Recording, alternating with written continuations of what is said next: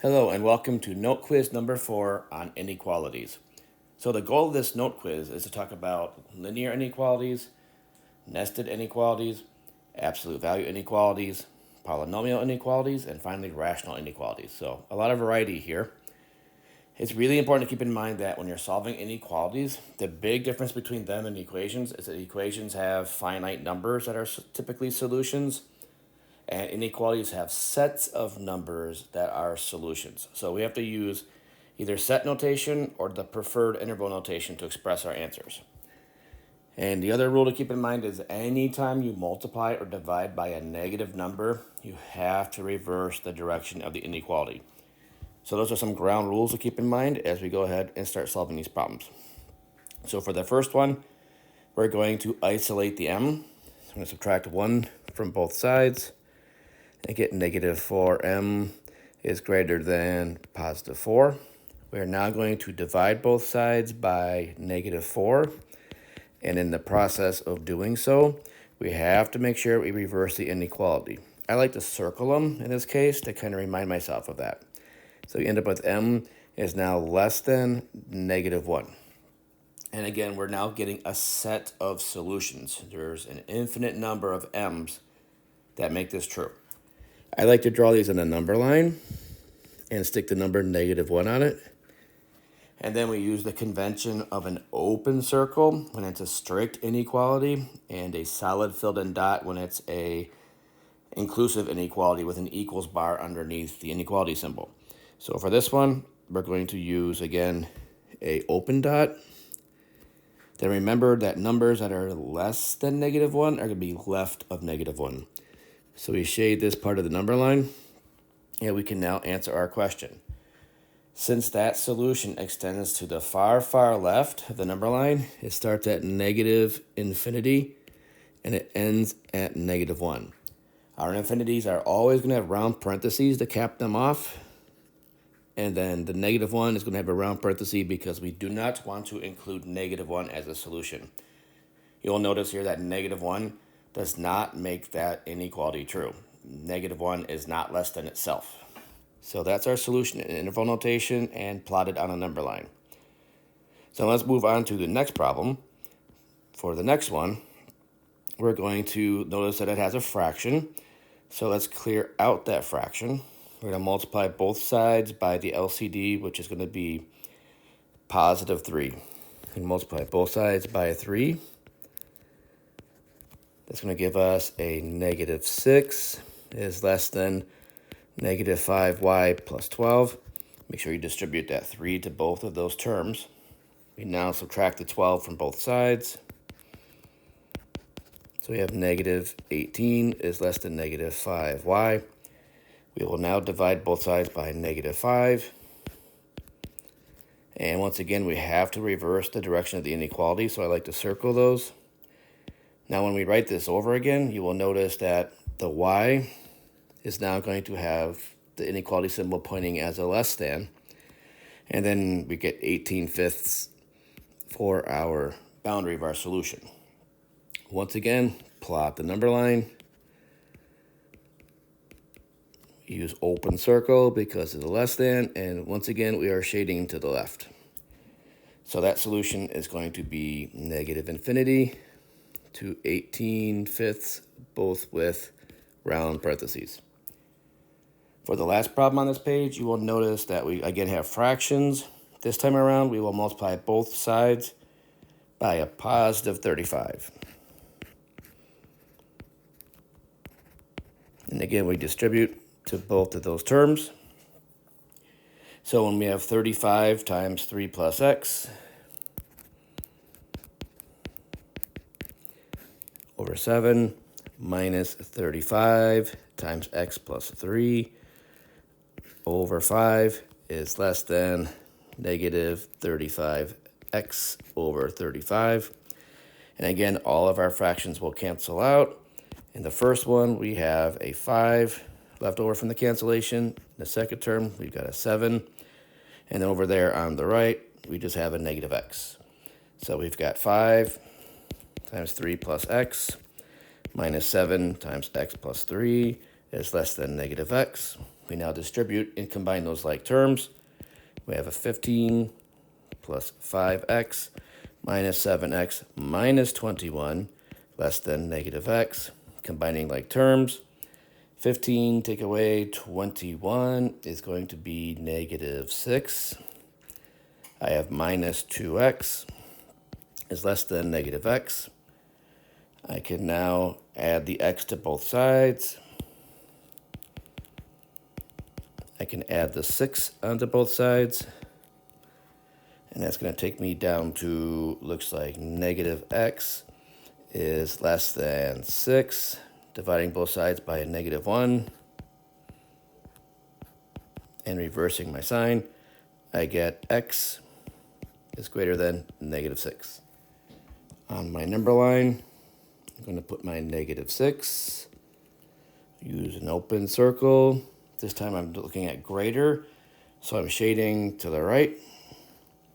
So that solution is going to start at negative 6, go forever to the right to positive infinity, and once again, parentheses for both of those.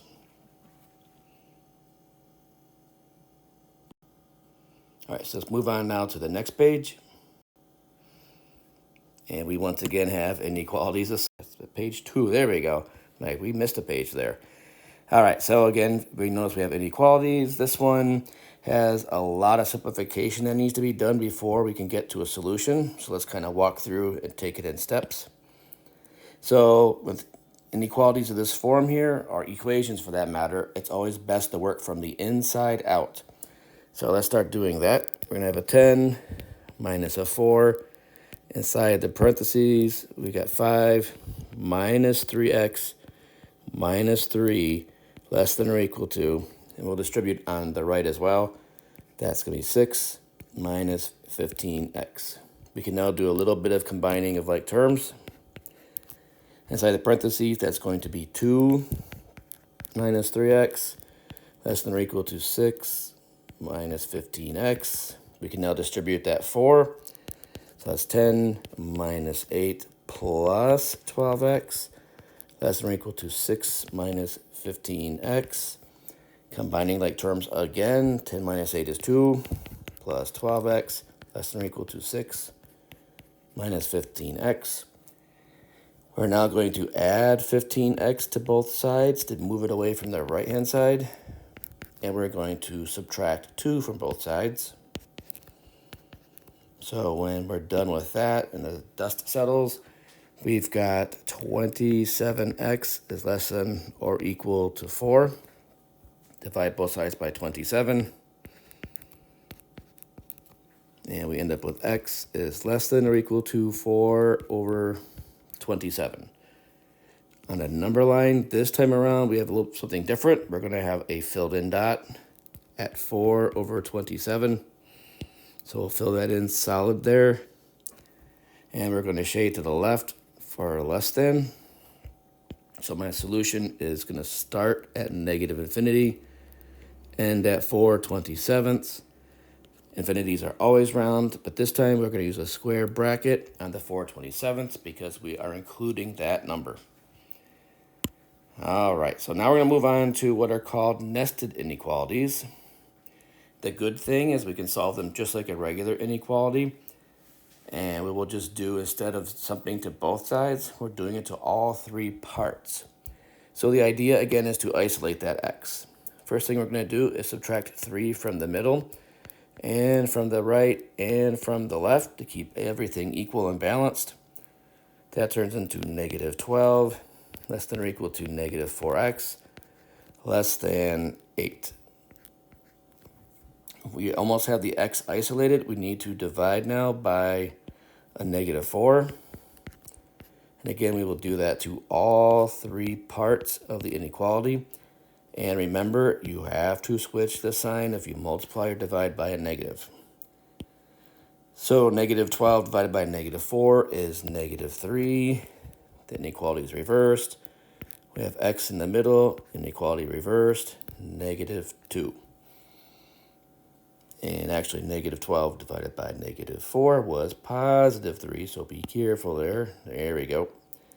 All right, so now that inequality is written in a very backwards way. So let's clean it up. So that the smallest number is on the left. We've got negative 2 on the left is less than x, which is less than or equal to 3.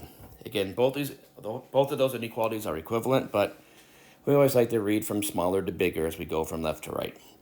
Now on the number line, we're going to have 2 points that we use. We have the negative 2 and the 3.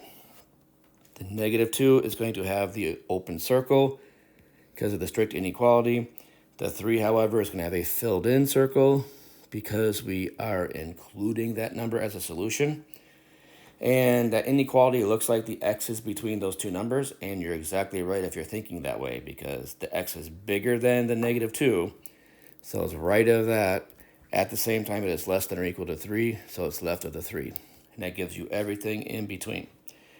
So what we're going to do now is write that solution. It's going to start at negative 2, end at 3, parenthesis on the negative 2 because it's strict, square bracket on the 3 because it's inclusive. All right, finally, let's move on to the last problem on this page, number 6. This is now an absolute value inequality, and there's always two cases. We have the less than cases, which are the between, and we have the greater than cases, which are the outside extremes. So in any of these cases, you always want to make sure you first isolate the absolute value. So for this problem, we're going to first add 4 to both sides to isolate the absolute value expression. So that's the absolute value of 9y plus 2 is now less than or equal to the number 20. And this is a less than inequality. So for less than, you're always bigger than the negative and smaller than the positive. In other words, the 9y plus 2 is going to be greater than or equal to negative 20. And at the same time, you want the 9y plus 2 to be less than or equal to positive 20. And now we just solve these two miniature inequalities by subtracting 2 from both sides for each. So that takes us to 9y greater than or equal to negative 22. And at the same time, 9y less than or equal to positive 18. We almost have the inequality solved. We just divide both sides by positive 9 for each of them. And that tells us that the y number must be greater than or equal to negative 22/9. And at the same time, the y number be less than or equal to 2. We once again go to a number line. We have our negative 22/9 on the left. We have our positive 2 on the right. These are going to be filled in dots because of the equals, the inclusivity. And again, being bigger than or greater than negative 22/9 puts us to the right of it. At the same time, we want the y's to be smaller than 2, putting us at the left of 2. So we have a similar answer to the previous problem. We have an interval that is contained within the number line. It's not split, it's a between problem. So we end up with a negative 22/9, comma 2, with square brackets on each of those numbers. And that's our first example of a absolute value inequality. All right, now let's move on to the next. So for the very first one, you'll notice that we actually skipped the page, right? Yeah. You'll notice that it's more absolute inequalities, but this time around, we are looking at having a greater than problem. And the greater than problems are the split problems. But before we get into those details, first thing we're going to do is subtract 7 from both sides to isolate the inequality's absolute value. So subtracting 7, the absolute value of 10 minus t is greater than 5. So when you have greater than absolute value inequalities, you have the split answer, which means that the stuff inside the absolute value is going to be less than the negative number, or the stuff inside the absolute value is greater than the positive number. So you're less than the negative or greater than the positive. Again, that gives you a split answer. We can now solve these two miniature inequalities. So we're going to first subtract 10 from both sides of each. So subtracting 10 from each inequality, we're going to have negative t is less than negative 15, or negative t is greater than negative 5. Dividing by a negative 1, it's going to again require us to reverse those inequalities. So that takes us to t is now greater than 15, or t is less than 5, because those are both negative. So for this time around on our number line, we're going to have the 5 over here on the left, the 15 over there on the right. We're going to have open circles because of the strict inequality. And we're going to be less than 5, which puts us left of 5, or bigger or greater than 15, which is right of 15. So once again, you will notice we have a split solution. It's basically two intervals where the answers can be found. So again, using our interval notation, it starts at the far left and ends at 5. They're both round parentheses because we're not including the 5. We now use the union symbol, and we're starting back up at 15 and going to positive infinity. And this is called the union of disjoint intervals. They're disjoint because they're not connected. All right, so now let's move on to problems 8 and 9, which are kind of quirky problems for us to talk about. For the first one, you will notice that we're wanting to find the values of p that we can plug into this and have a true statement. Well, if you think back to the rules of absolute value, the answers you get from absolute values are always going to be positive or possibly 0. So this inequality is always true. There is no p out there that you can plug in and not work. Or in other words, for every value of p you can think of, it will make this inequality true, which means that the solution is going to be all real numbers. The entire number line is going to be values that work. Now let's move on to the next inequality. We want the absolute value of an expression to be less than a negative number. Well, based on what we just said before, that's completely impossible. Absolute values have to be greater or equal to 0 when you calculate them. So this is a never true situation. You will never find a value of m to make that work. So the solution is empty. There's a set of numbers for the solution, and there's nothing in the set. Basically, it's an empty box sitting in the corner of your room, if you will. So again, we use the terminology of the empty set to describe the set of answers for that inequality. So again, two quirky ones to keep in mind. The good news is if you try solving these by using the definition of the inequalities, you get a contradiction for the second one and an always true statement for the first one. So solving them, just kind of following your nose, will still give you the right answer, which is kind of nice. Let's move on to the last of these inequalities. Once again, we have to isolate the inequality first in the absolute value, I should say. So therefore, we're going to add 1 to both sides. So we have 3 times the absolute value of 8 plus z is greater than or equal to 27. We now divide both sides by positive 3. So we get the absolute value of 8 plus z is greater than or equal to 9. This is now that greater than case, which again makes it split. Either the 8 plus z is less than or equal to the negative number, or that same 8 plus z is greater than or equal to the positive number. Again, that split situation. We can now solve each of these miniature inequalities. So we just subtract 8 from both sides for the left and for the right. Gives us z is less than or equal to negative 17, or z is greater than or equal to the number 1. On a number line, we've got our negative 17 and our 1. Once again, we're going to use either open circles or dots. We're going to use dots this time because of the equals bar. And you again notice that when you're less than negative 17, you're left of it. When you're greater than or equal to 1, you're right of it. So this is those disjoint intervals again. Writing down the solution, we're going to start at negative infinity, end at negative 17, parenthesis on the infinity, square bracket on the negative 17 because it's included. And then we're going to start back up at 1 and go to infinity with the parenthesis on the infinity symbol. And that takes us to our solution for those inequalities. All right, so let's move on to our next page.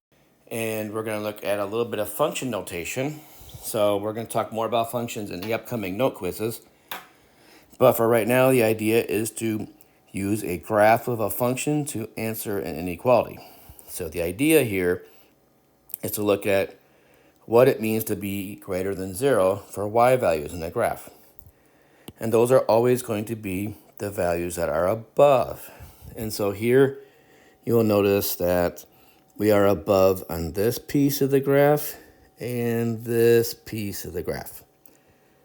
So when we're looking at the inequalities, we want to use the x-axis to answer the question because those are the x values that make the inequality true. So for the greater than 0, we are going to start at negative 2, which is going to be here.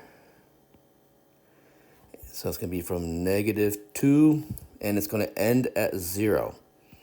Again, that's that first piece right here that is above the axis. The next piece is going to start over here at 3 and extend forever to the right. So that's going to be from 3 to infinity. Because of the strict inequalities, we're going to use round parentheses on these. And again, we use a union symbol to connect the two disjoint intervals. Now for the less than 0 or equal to 0, that's going to be from where it crosses at 0 and down. So it's going to be this part of the graph here, and then this little tiny curved piece here as well, including the endpoints. So that's going to start at negative infinity because that first red piece goes all the way to the left. And it's going to stop at negative 2. We're going to use a square bracket on the negative 2 because that's where it equals 0. And again, infinity is always parentheses. We union that with the next piece, which is going to start at 0 and end at 3 with square brackets on each because, again, we can have 0 for that inequality. And you'll notice here that we basically divided up the entire graph into 4 different pieces. There's 2 pieces where we're above and there's 2 pieces where we're below. We can always do that for the graph of a polynomial or basically any function for that matter. So those problems require us to do no calculation. Instead, they're more of a conceptual question. All right, now we're going to move on to polynomial inequalities. And these are a little bit more challenging than the linear ones we've been doing because they require us to be doing a lot more steps, and they're also requiring us to be thinking about stuff from a bigger picture. So in any of these problems, the first thing you always want to make sure of is that you're compared to 0 because we're going to be checking for things to be either positive or negative. And so you notice that these first 2 problems are done that way. The next thing we want to do is factor down our polynomial completely. And this first problem has been factored already, so it makes it kind of easier. The next thing we do is we find our critical numbers. And those critical numbers come from taking each one of these factors and setting them equal to 0. So we have either 3x minus 4 equals 0 or x minus 7 equaling 0. We now solve these 2 individual inequalities. I should say these little mini equations. They're not inequalities, even though the big problem is an inequality. And so we get the 2 critical numbers of 4/3 and we get positive 7. The next thing for us to do is put these on a number line. Now, if you think about it, 4/3 is 1 1/3, so that's smaller than positive 7. Once again, we're going to use open circles on these because we don't want to include them. That is a strictly greater than symbol. And now what we're going to do differently from before is we're now going to test out numbers. So if I take a number that is less than 4/3, like the number 0, which is residing, somewhere over there maybe, I can plug that into my inequality. If I substitute 0 into the 3x minus 4, I get a negative number. And if I plug in the 0 into the x minus 7, I also get a negative number. So I get a negative number times another negative number. That gives me a positive answer. So I'm going to have positive answers all the way up to the critical number of 4/3. It's not going to change into anything else because we can only change signs when there's critical numbers. No critical number means no possible sign change. All right, next up, let's move on to a number living between 4/3 and 7. And a good number to consider there would be the number 2, because it's small, but it's going to be between those two numbers. If I stick a 2 back into the original inequality, I'm going to have 3 times 2, which is 6 minus 4, is a positive number. But then that same number 2 minus 7 is negative 5, so that's a negative number. If I multiply a positive number times a negative number, the answer is a negative result. So on that interval, that product is negative. And now I'm going to take something that is bigger than 7 on the right side. A good number would be 8. Again, try to think small to keep things easier to calculate. If I take 3 times 8, that's 24. Take away 4 is a positive 20. And then 8 minus 7 is a positive 1. Multiplying those two positive numbers gives me a positive answer. So I now have my number line divided into positives and negatives, or possibly 0, where those two critical numbers are. So the next thing to do is think about which ones I want to keep. And I want to keep the ones that make the inequality greater than 0. Well, greater than 0 makes it a positive number. So I want to have the stuff that is positive, which is the stuff over there on the far left in this case, and the stuff on the far right. The last thing for us to do is now answer the question using interval notation. Going to start at negative infinity, end at 4/3, open circles on each, union 7 to infinity with open circles on each. So they're not too bad. Some people like to use charts with these as well. I'm personally not a chart person. I like number lines because they're a little easier to write and they're also very easy to study. But if you're a chart person, just make sure you show all of your work and make sure everything is there so that you can get the credit you deserve. All right, let's move on to the last problem on this page. You will notice that we are being compared to 0, which is good. However, we need to factor. This is the difference of squares.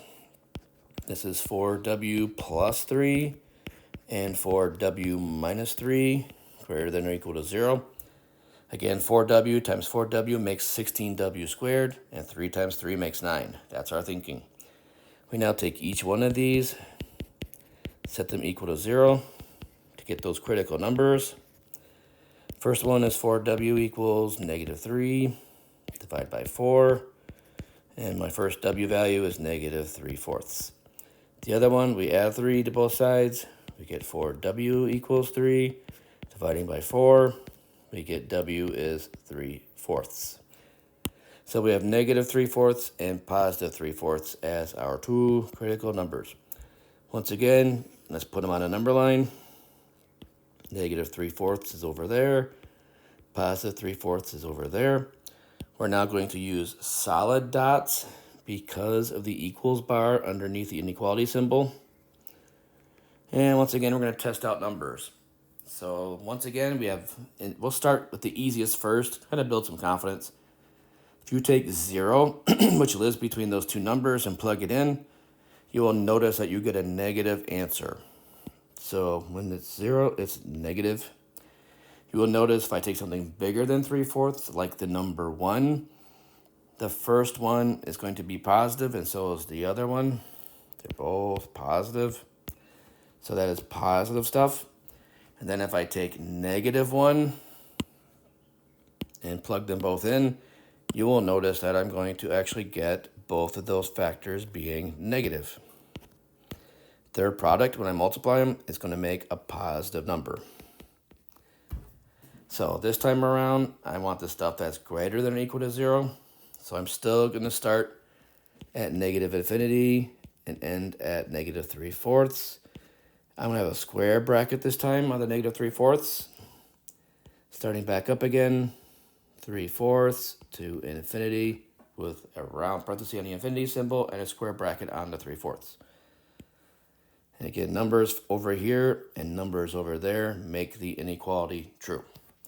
So again, this time around we had to factor and find the critical numbers. Now let's move on to the next problem. For the next problem, you will notice that I need to do some rearranging because it's not compared to 0.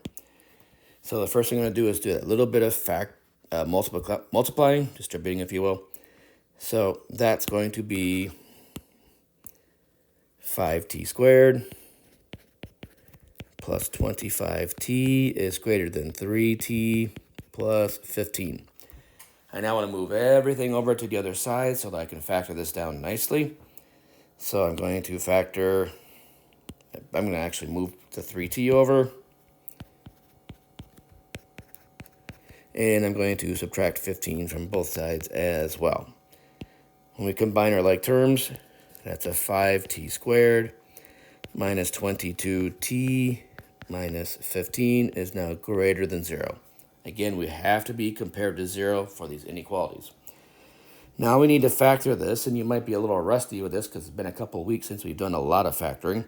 So we're going to go through and use the AC method. We're going to take that 5 times that negative 15. That makes negative 75. Need to find a pair of numbers that multiply to make 75 and have a difference of 22. Well, that is 3 and 25 with the negative sitting on the 25 and the positive on the 3. So that's 5t squared minus 25t plus 3t minus 15 greater than 0. Factoring out by grouping, in the first, we can grab a 5 and a t.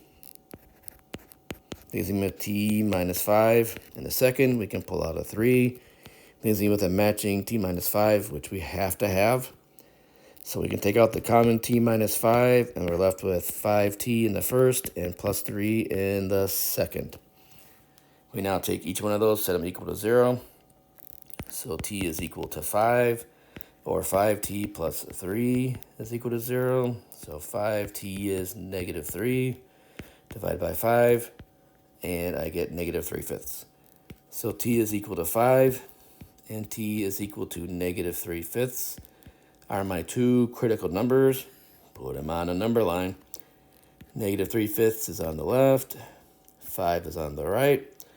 I want open circles because of the strict inequality. And now I'm going to test out numbers in between. Again, I can test out 0 because it's in between the negative and positive number. If I substitute 0 into my factored inequality right there, I get a negative times a positive, which once again makes a negative in the middle. If I take a number bigger than 5, like 6, and stick it in, 6 minus 5 is positive 1. 5 times 6 plus 3 is 33. They're both positive. And at this point, you're probably guessing that the numbers on the left of negative 3/5 are going to make a positive answer, and you're correct, they are. These problems follow some patterns you can recognize after a while. Substituting in a negative 1, I'm going to get a negative from the first and a negative from the second, so that's going to multiply to make a positive. And once again, this problem also wants the positive stuff, so it's going to be the stuff that is on the outside. So we're going to start with negative infinity, end at negative 3/5, with round parentheses on both. Union 5 to infinity, round parentheses on both. And so the idea here is that we are going to have solutions from either one of those two sides of the number line here. All right, so the next problem is a little tougher looking because of the fact that it's got a lot going on. Good news is everything's been factored, so we can just list out the critical numbers, which is kind of nice. The first critical number is often overlooked. It comes from 3y equaling 0. That just happens when y is 0. The next one, y minus 5, gives us y is equal to 5. The third factor give us the y equals -2. And then finally, the last one, y minus 1, gives us y equals 1. So we got 4 critical numbers here. And if you're going to rank them from left to right, you start off first with the -2, then the 0, and then the 1, and then the 5.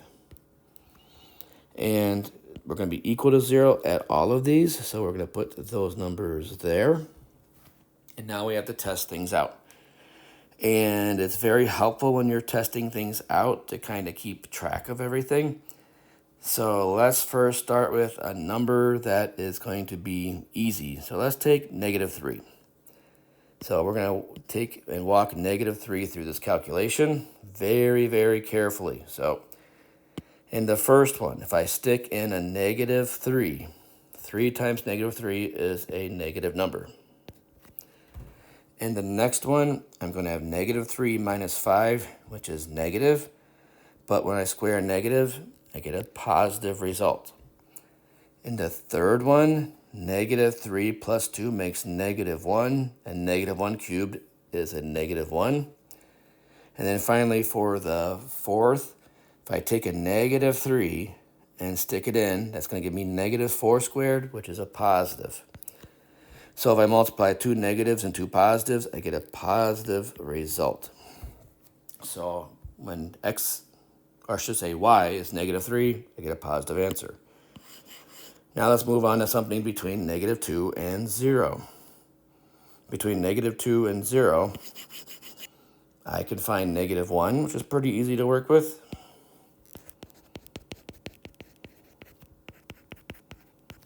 So for -1, when I substitute it in, the first factor, 3 times y, is just -3, so that's negative.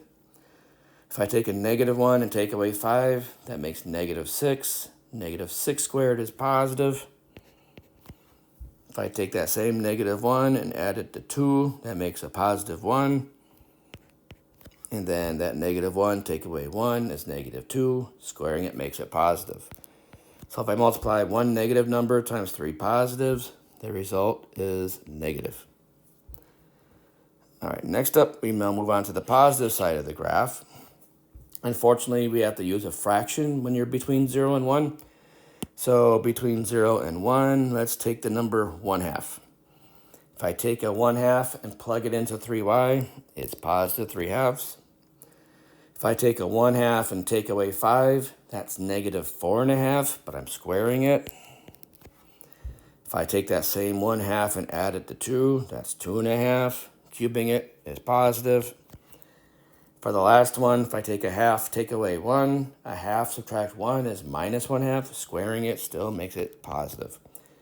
So that stuff all multiplies to make a positive number. Now let's move on to something between 1 and 5, like the number 2. If I plug in a 2 into the first, I'm going to get a positive 6. Plugging a 2 into the second gives me -3, but I'm squaring it.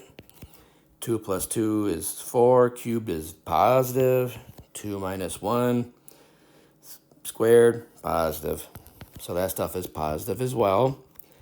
And then finally, something bigger than 5, like the number 6. It should be pretty clear to us that a positive 6 is going to make every single one of those positive. So they multiply to make a positive number. You will notice that there's something to be said about the lack of a sign change on the right side of the number line. And you will notice that when I have an odd power on the factor, there's a sign change. For example, at 0, there's a sign change, and at -2, there's a sign change. However, that y minus 5 squared is always positive, and the y minus 1 squared is always positive, so you can't have a sign change for something that's always positive. So you'll notice here that the critical numbers are going to be places where a sign change can happen, but they're not necessarily going to happen. All right, so let's get back to our problem now and focus on the solution. We want the stuff that is less than 0, so that's the negative stuff. And that only happens in this little piece of the number line right here between -2 and 0. So our solution starts at -2, ends at 0 with parentheses on each one because of the strict less than symbol. All right, so let's move on to the last of the quadratic inequalities on this page.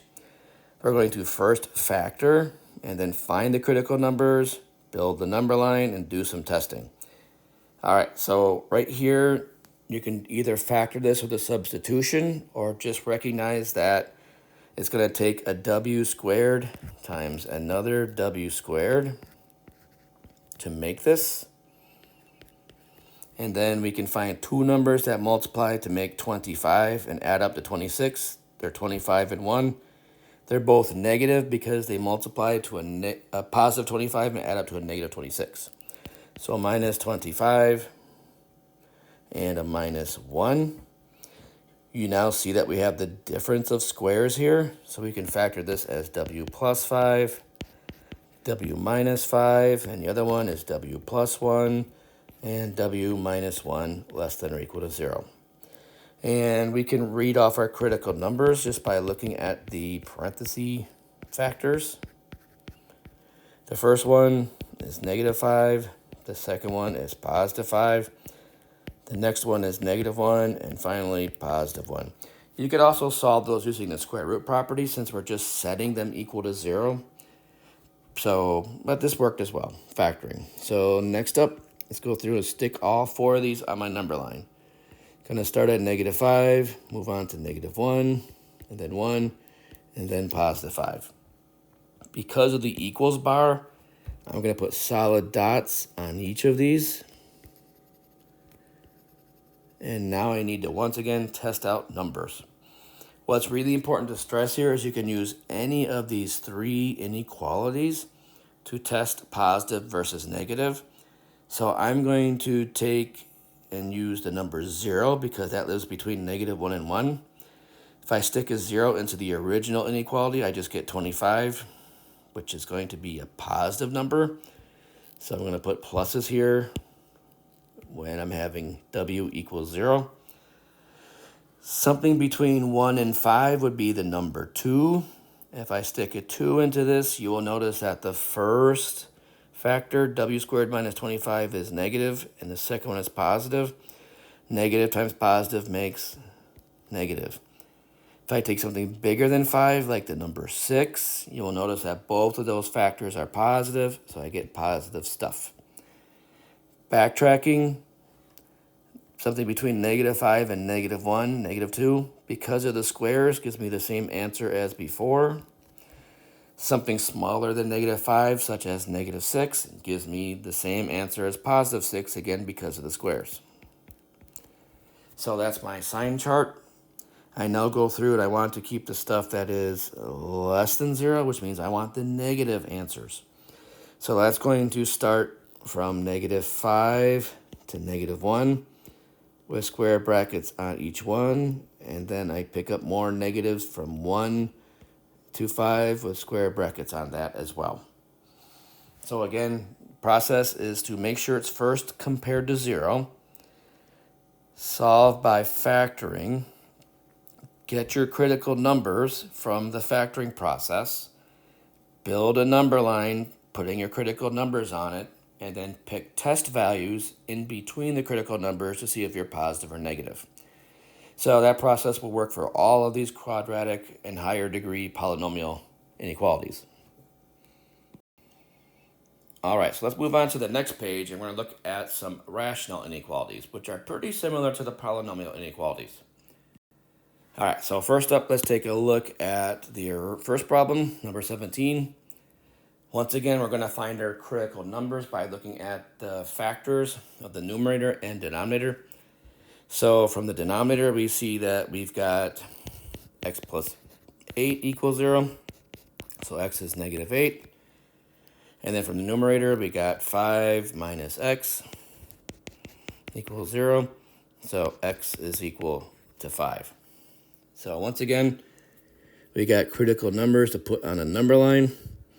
I'm going to put the negative 8 on the left, of course, and the bigger 5 on the right. So this is where you have to be a little bit careful compared to polynomial inequalities. You should notice that we can never, ever, ever have x equal to negative 8. Because if we substitute x equals negative 8 into the inequality, we're going to be dividing by 0. So we're going to put an open circle on the -8, and I like to put a little frowny face over it as well, so I make sure I stay far away from -8. The 5, however, is totally fine, because if I put a 5 in my fraction, I get a 0 upstairs, which is no problem. 0 divided by any non-zero number is always equal to 0. So I'm going to put a 0, or filled in dot, I should say, right there. And then once again, I'm going to test out numbers above and below. 0 lives in between those two numbers. If I stick it into the inequality, a 0 makes it a positive upstairs and a positive downstairs.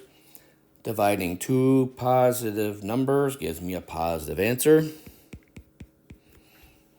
Now I'm going to take something that is bigger than 5, such as the number 6. If I stick a 6 into the numerator, 5 minus 6 is negative. But 6 plus 8 is positive 14. So I've got a negative divided by a positive, gives me a negative result. Now let's take something smaller than -8. Something smaller than -8 would be -9. -9 upstairs makes 5 minus -9. That is a positive 14. Down below, however, -9 plus 8 is -1.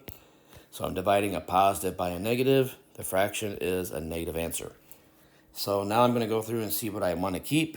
I want to keep the stuff that is greater than or equal to 0. That's going to be the stuff in between. So I'm going to start at -8 and end at 5. Again, I don't want to use -8 because it has us dividing by 0. So parenthesis on that. The 5, however, we do want because we can have a fraction that's equal to 0 for an answer. So we have a mixed up interval where we've got open on one side and closed on the other. All right, now let's move on to the next problem. You'll notice it's similar, however, it's not factored. So let's factor that one first. Factoring p squared minus p minus 6. We can just use reverse FOIL. So we're going to have p minus 3 and p plus 2 upstairs. Down below, p plus 5. And again, this thing needs to be greater than or equal to 0. All right, so next up, we look at those critical numbers. And you should see that p equals 3 is one of them, p equals -2 is one of them, and p equals -5 is the third. So let's put those three numbers on my number line. -5 is the smallest, -2 is in the middle, and +3 is on the right. Once again, be very careful. I do not want to ever have p equal to -5 because I would be dividing by 0 in that case. However, I can have p equal to -2 because that'd make a 0 in the numerator. Same thing goes for the 3. P can be 3. Once again, we test out values. Let's start with 0. If I stick 0 into this, I get a negative upstairs and a positive downstairs. So 0 makes a negative result for that fraction. If I take something bigger than 3, like 4, those are going to be all positive numbers. And if I take something between -5 and -2, such as -3, -3 is going to make the top two both negative.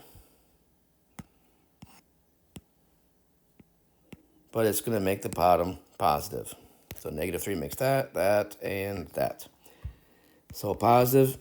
And then finally, something smaller than -6. It makes all three factors negative. And if I multiply two negatives and divide by a negative, the net result is a negative. And again, you'll notice that the signs are alternating because all those factors occur to the first power. So we expect an alternation there of the signs. All right, now let's answer our question. We want the stuff that makes the fraction positive or 0. So that's going to start at -5 and end at -2. The -5 we have to exclude, and we're going to include the -2. Union, start back up at the 3 to infinity. And again, I actually want to include the 3 because of the equals the 0 possibility in my original problem. So that needs to be a square bracket. All right, so again, any number between -5 and -2, or from 3 to infinity, will make that a true statement. All right, now you'll notice when we come to the next problem, we've got a problem on our hands. I mean, seriously, pun intended. It is not being compared to 0. Because of that, we don't know what's positive or negative. You really don't want to be comparing things to 1 because there's a lot of ways to multiply and make 1, but there's very few ways to multiply and make 0. So you might be thinking from last week that, I can just multiply through by the LCD. We can't do that for inequalities because we don't know the values of c, and 2c minus 7 could be positive or negative depending on the c values themselves. So we are not allowed to multiply by the LCD in an inequality. Instead, we have to subtract 1 from both sides first. Subtracting 1 from both sides of this is going to give us 5 divided by 2c minus 7 minus the number 1 is greater than 0. So we now do have our comparison to 0, which we need. However, we don't know our critical numbers because we're not in a factored simplified form. So the next thing we have to do is now build an LCD so that we can have one common denominator for our fraction. So for this problem, we're going to multiply the top and bottom of 1. Actually, you might want to put it over 1 to keep it lined up, of 2c minus 7. All right, so again, I just multiplied by 1. I'm now going to observe that I've got 2c minus 7 for my denominator. Upstairs, I've got a 5. I have to distribute that subtraction, so it's going to be minus 2c plus a 7. And that's still greater than 0. Moving it up over here, that's going to be 12 minus 2c over 2c minus 7 is greater than 0. You might want to factor as well by pulling out the 2.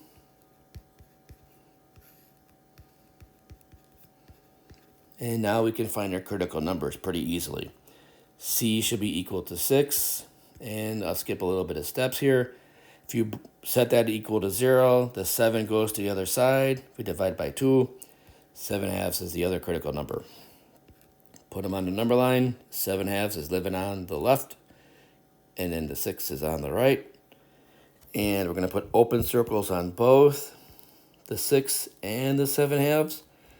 If you think about it here, that 7/2 is actually a double offender because you, first of all, can't have a 7/2 because you'd be dividing by 0. And you also can't have 7/2 because you want the whole fraction to be greater than 0. So that's actually excluded twice if you think about it that way. All right, now let's take some numbers and test them out. Something between 7/2 and 6 would be 4 because 7/2 is 3.5. If you were to plug in a 4 into the second to last or last, you would have 6 minus 4, which is 2. And you'd have 2 times 4 minus 7, which is going to be 8 minus 7, which is positive.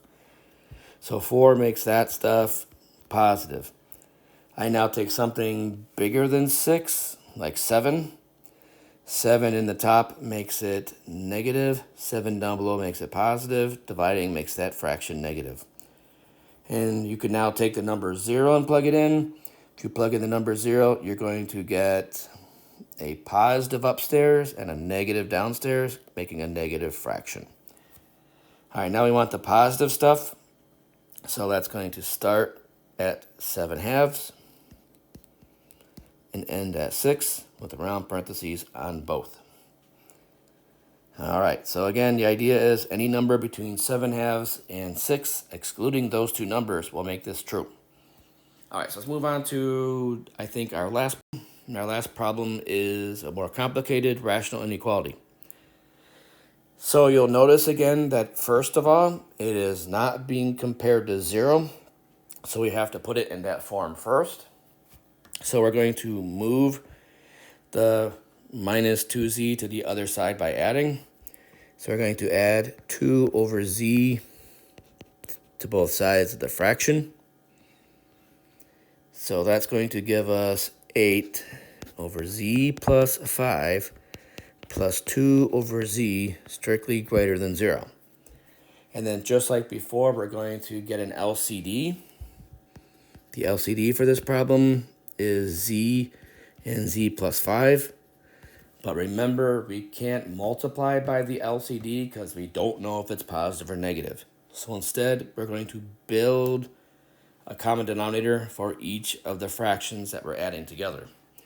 So the first one starts off with 8 over z plus 5.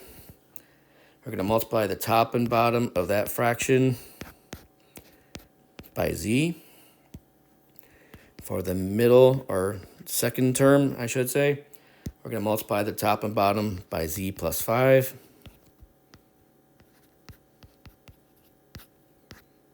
And again, that stuff is still greater than 0. Now my new denominator is going to be z times z plus 5. And then up top, I'm going to have an 8z from the first. And then that 2 must get distributed. So I'm going to get a 2z plus a 10. And this is still greater than 0. I can now combine my like terms and get 10z plus 10 over z plus 5 greater than 0. And just like before, I'm going to factor, taking out the 10, I get a z plus 1 over z times z plus 5. And that's all greater than 0. All right, now by inspecting this, I can see that negative 1 is one of my critical numbers, because it makes the numerator equal to 0. So z equals negative 1 is a critical number. Z equals 0 is a critical number because it makes your denominator 0. And finally, negative 5 is the third critical number because it makes your denominator equal to 0. Sticking those on the number line, negative 5 is the smallest, negative 1 is there, and then 0. All right, and again, we want to have everything greater than 0, which means open circles for everyone. And we're going to put an open circle here on the negative 5, the negative 1, and the 0. And keep in mind that the negative 1 has an open circle because of the greater than sign. The negative 5 and the 0 have the open circle because that would require you to divide by 0, and it's a greater than sign. So remember, double offenders on some of these. All right, next up, time to check out your signs. So let's take the number 1, which is on the very far right side of 0. If I plug a 1 into my fraction, everything's positive. Now let's take something between negative 1 and 0, such as negative 1/2. If I plug in a negative 1/2, I'm going to have a positive 10, a positive half, a negative 1/2, and a positive 4.5. That makes a negative answer. All right, now let's do a number between negative 1 and negative 5, like negative 2. Negative 2 works pretty good. If I plug in negative 2 into this, I got a positive 10. Negative 2 plus 1 makes a negative 1. A negative 2 for z makes a negative number. And a negative 2 plus 5 makes a positive 3. So that result is going to be negative divided by negative. So negative 2 makes that positive. And again, if you're a betting person, something smaller than negative 5, such as negative 6, will make that a negative answer. You basically get positive upstairs and negative downstairs. All right, now we want to keep the stuff that makes this inequality greater than 0, makes it true.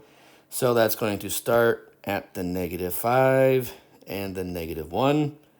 Again, parentheses for all of them because of the greater than symbol. And then from 0 to infinity, more parentheses for everybody. And that is the solution for that inequality. At the very end of the note packet, you will notice I have the two absolute value inequalities written out in general.